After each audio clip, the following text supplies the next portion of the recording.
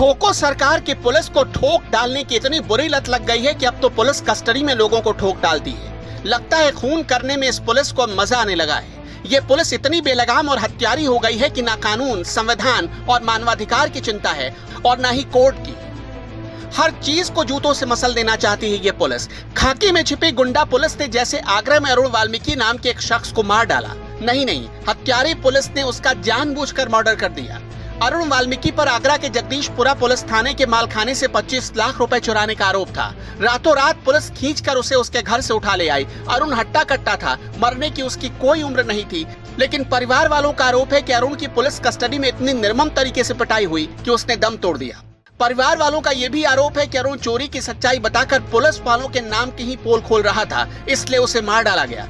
क्योंकि चंद लोगों को डर था कि अगर अरुण ने मुंह खोल दिया तो उन्हें जेल की सलाखों के पीछे जाना पड़ेगा, इसलिए उसे मार डाला गया। और इस तरह उत्तर प्रदेश की ठोको पुलिस ने एक और खून से अपने हाथ रंग लिए।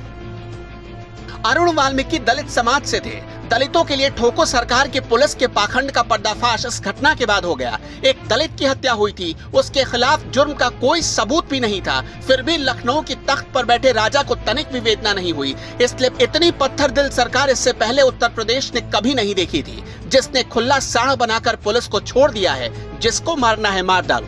पोस्टमार्टम हुआ, वो भी कैमरे पर हुआ, और पुलिस का दावा है कि सफाई कर्मी की मौत का सच कुछ और है। पोस्टमार्टम रिपोर्ट में बताया गया है कि अरुण की मौत हार्ट अटैक से हुई है। मतलब कातिल भी हम ही, मुंसिफ भी हम ही। वैसे ये कोई पहला मामला नहीं है। 27 जुलाई को जब लोकसभा में एक सवाल पूछा गया कि देश में कितने लोगों की मौत पुलिस और न्यायिक हिरासत में हो जाती है, जब गृह मंत्री ने आंकड़े बताने शुरू किए तो उत्तर प्रदेश के लोग हैरान रह गए। पुलिस हिरासत में मौत के सबसे ज्यादा मामले उत्तर प्रदेश से सामने आए। पिछले 3 साल में यूपी में पुलिस हिरासत में 1318 लोगों की मौत हो गई।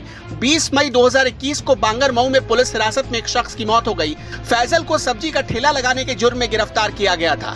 थाने के भीतर उसकी इतनी पिटाई हुई कि उसकी तबीयत खराब हो गई। फैजल को हार्ट अटैक आया और उसने दम तोड़ दिया। ये महज संयोग है या प्रयोग कि बार बार पुलिस हिरासत में जिसकी भी मौत होती है उसके पोस्टमार्टम रिपोर्ट में हार्ट अटैक सामने आता है। ठोको सरकार ने शायद आम आदमी को बेवकूफ और खुद को जरूरत से ज्यादा होशियार समझ लिया है, लेकिन वो ये भूल गई कि ऊपर वाले की लाठी में देर है अंधेर नहीं। और जब वो मारता है तब कोई मठ, कोई मजहब, कोई संसद में रोना धोना, कोई विधवा विलाप भी काम नहीं आता है। इस पूरे मामले में अखिलेश यादव ने सरकार और उसकी कानून व्यवस्था को कटघरे में खड़ा किया है।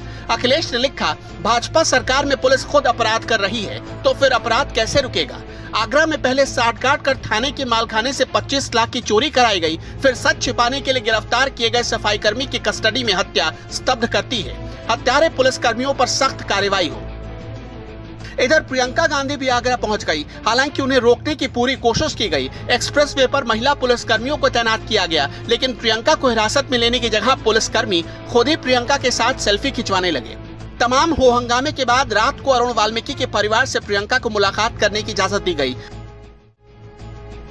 पाप का घड़ा अब भर चुका है। सरकार भूल चुकी है कि जनता जब स्याही लगी उंगली टेढ़ी कर ले तो सारा गुमान धुएं में उड़ जाता है।